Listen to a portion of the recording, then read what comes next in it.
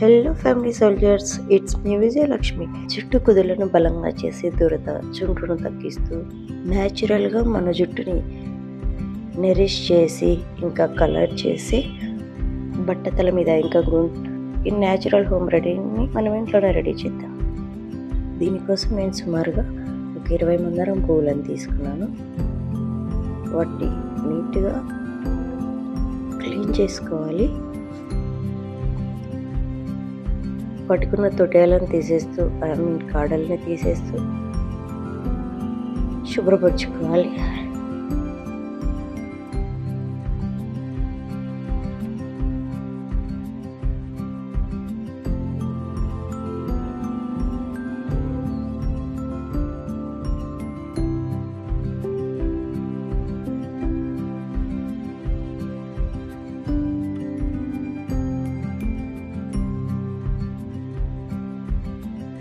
చూస్తున్నారు కదా, మన మందారం పూలు రెడీ అయ్యాయి. వీటిని మనం ఒక గిన్నెలోకి కానీ ఒక బాణలిలోకి కానీ తీసుకొని కొంచెం వాటర్ వేసి కొద్ది కొద్దిగా నలుపుతూ ఉండాలన్నమాట.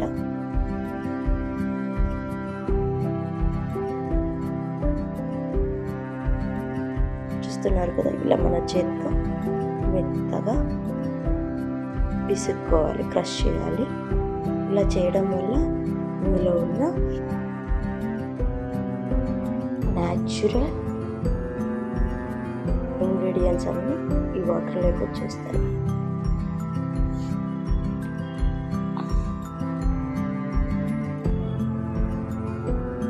దీన్ని మెత్తగా మన చేతితో బాగా పిసుకోవాలి. ఇది చాలా టైం టేకింగ్ ప్రాసెస్, చాలా ఓపికగా నిదానంగా మనం చేసుకోవాలి.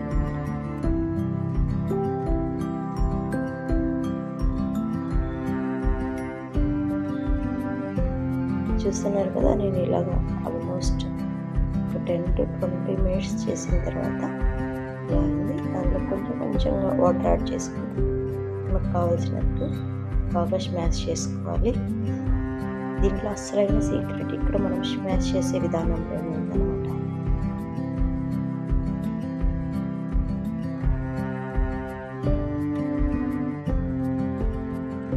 దీన్ని స్మాష్ చేసిన తర్వాత ఒక 5 to 6 hours అలానే ఉంచేసేయాలి.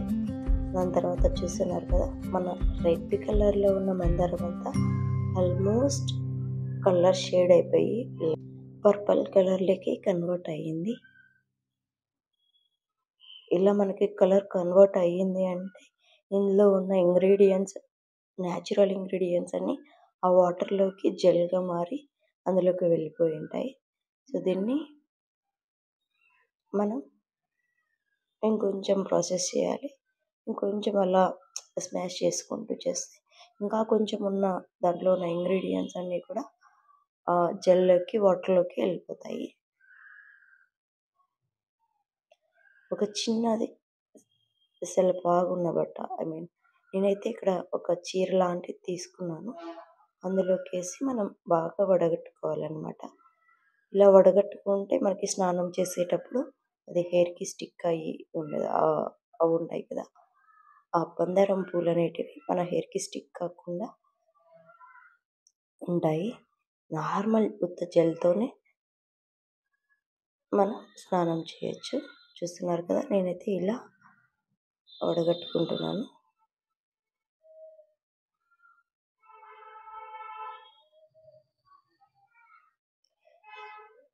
ఇక్కడ వడగట్టుకునేటప్పుడు మనం చాలా జాగ్రత్తగా ఉండాలి.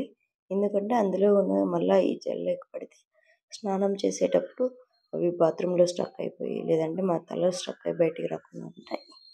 సో చాలా నిదానంగా చేసుకోవాలన్నమాట.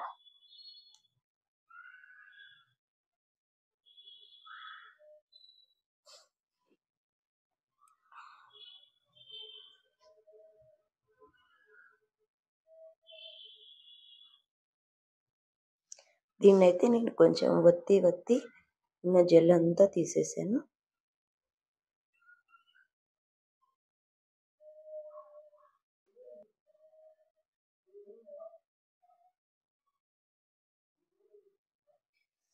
సో చూస్తున్నారు కదా, ఈ జెల్ ఎంత న్యాచురల్గా రెడీ అయిందో. ఇలా తీగ పాకంలాగా ఉంటుంది. బట్ ఇది స్టిక్కీగా అవ్వదు. మనం ఒక్కసారి తలస్నానం చేస్తే మైల్డ్ షాంపూతో వెళ్ళిపోతుంది అన్నమాట.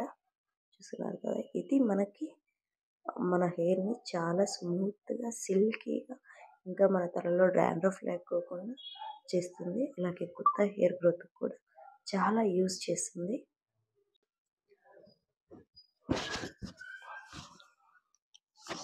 మనకు కావాల్సిన ప్రోడక్ట్ అయితే రెడీ అయిపోయింది. దీన్ని మనకి హెయిర్కి అప్లై చేసుకోవడమే. ఇంకా మన జుట్టుని పాయలుగా చేస్తూ మొత్తం అందలక కుదులకి మన వేళ్ళతో మెత్తగా స్మూత్గా రబ్ చేస్తూ రాసుకోవాలన్నమాట.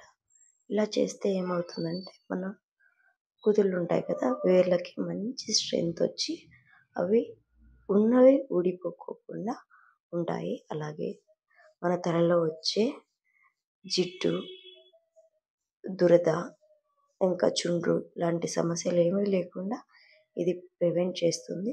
అలాగే కొత్త హెయిర్ వచ్చేదానికి కూడా యూజ్ అవుతుంది. చూస్తున్నారు కదా, ఇలా కొంచెంగా హెయిర్ తీసుకొని పాయలుగా పెట్టుకోవాలి.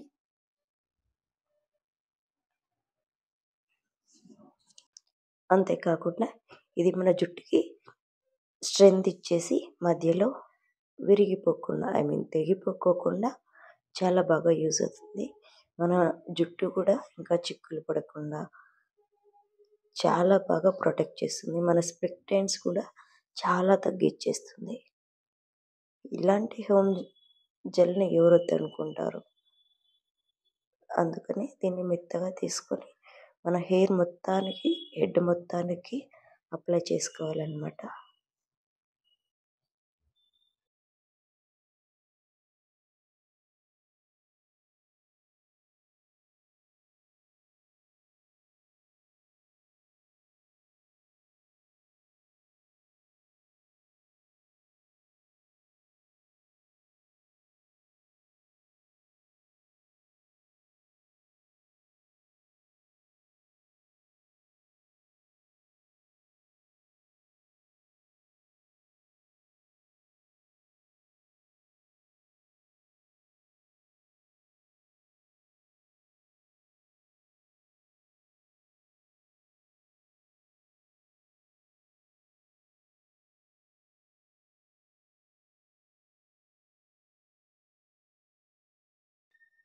చూస్తున్నారు కదా, ఇలా కుదుళ్ళకి అయిపోయిన తర్వాత మామూలు జుట్టుకు కూడా అప్లై చేసుకోవాలి.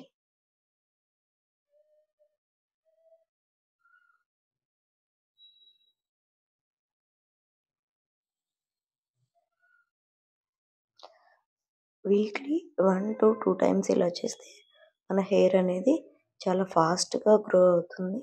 దాంతోపాటు ఒత్తుగా కూడా వచ్చేస్తుంది.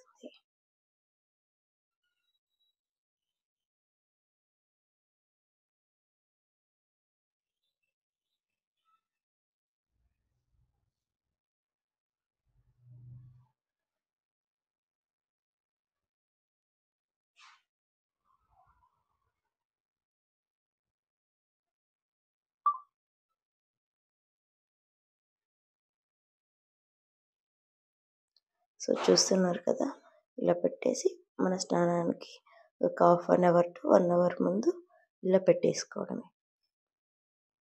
మీకు ఈ simple and easy home remedy నచ్చినట్టయితే లైక్ చేసి, షేర్ చేసి, సబ్స్క్రైబ్ చేసుకోండి. Thank you for watching.